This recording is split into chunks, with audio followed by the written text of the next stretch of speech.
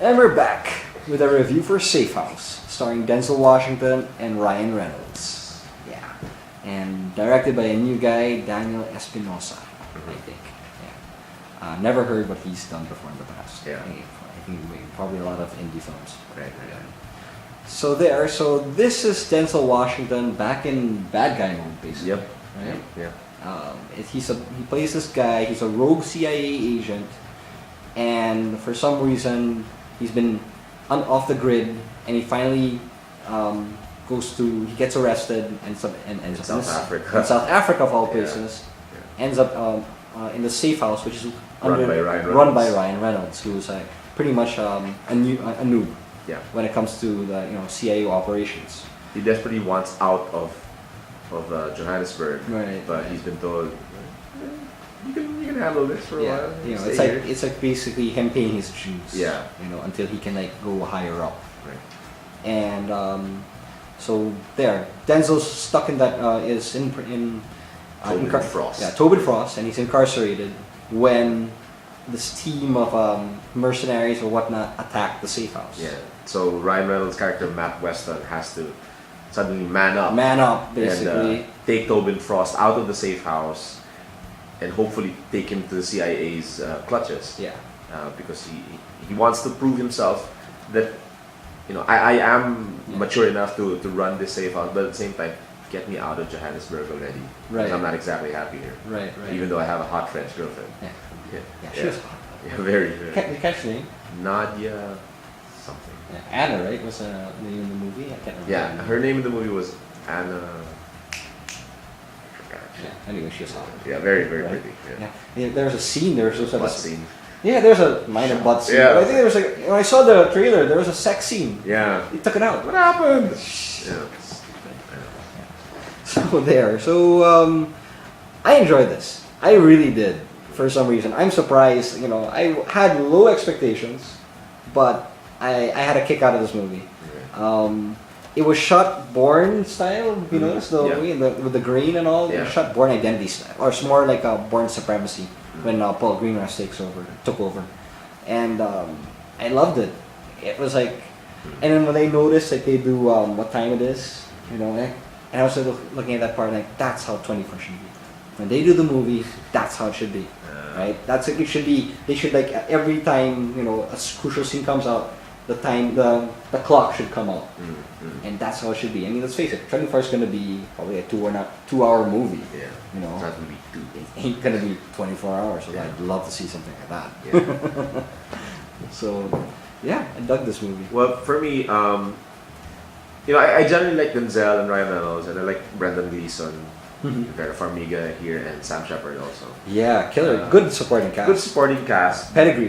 But again, we bumped into friends, Arlo and Anthony earlier, and I agree with Anthony's assessment. It's like there were parts where Arlo and Anthony were falling asleep, and I honestly felt like I was getting there because I thought the action scenes were great.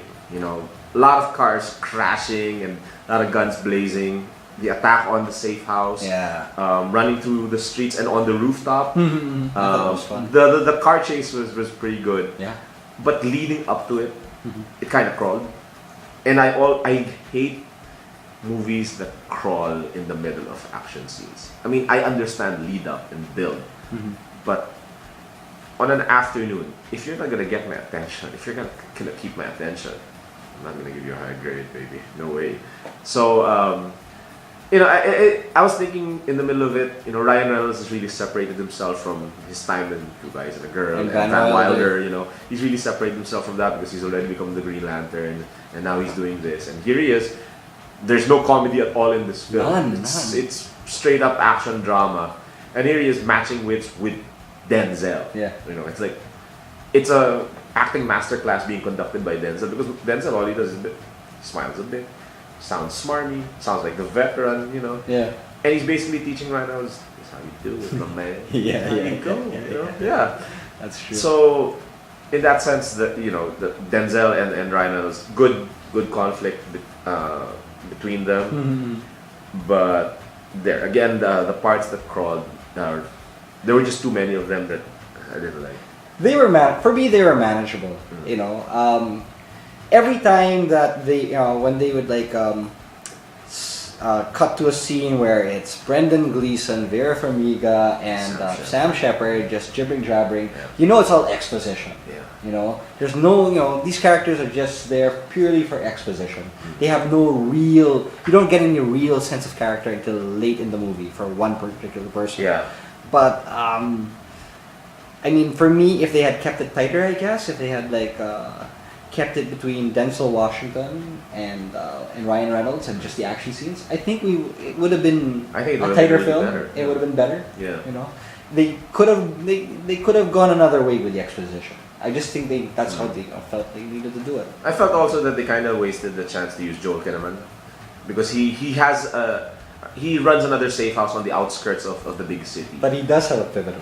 He does have a pivotal role. I gotta give him that. I like Joel Kinnaman from The Killing, even though The Killing sucked at the end of the first season. Which is why I was kind of disappointed because they couldn't use him more. I liked the fight scene at the end with him. I mean, I didn't think he could do physical stuff anymore because he's kind of skinny and kind of a loser on The Killing, even though he's a cop. So I like that they were able to use him that way. Right. Yeah. But man, those were really good action scenes. They were very. They good were. action I scenes. thought I was impressed. Yeah. Because like Because every time that I was about to fall asleep, something happens. Like a gunshot would go through somebody's head. yeah. You know, or you're talking to Denzel and suddenly somebody gets shot. Yeah. Like, okay, I'm awake again. Yeah. That's why I think that's why I can't completely hate this. Because it had those scenes where, okay, wake up. Time to wake up, man. There you go. Like I said, for me, the whole, all the talking scenes, they were okay for me. I could handle it. What I wanted more was Denzel and Ryan Reynolds playing off against each other. Yeah. I wanted to see more of that. But for what we saw, I thought they were pretty good.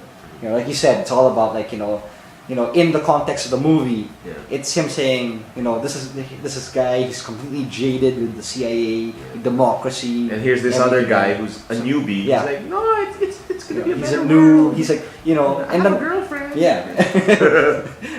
Reynolds, he sells it as this, this new guy, completely a new fish. Yeah. And unfortunately.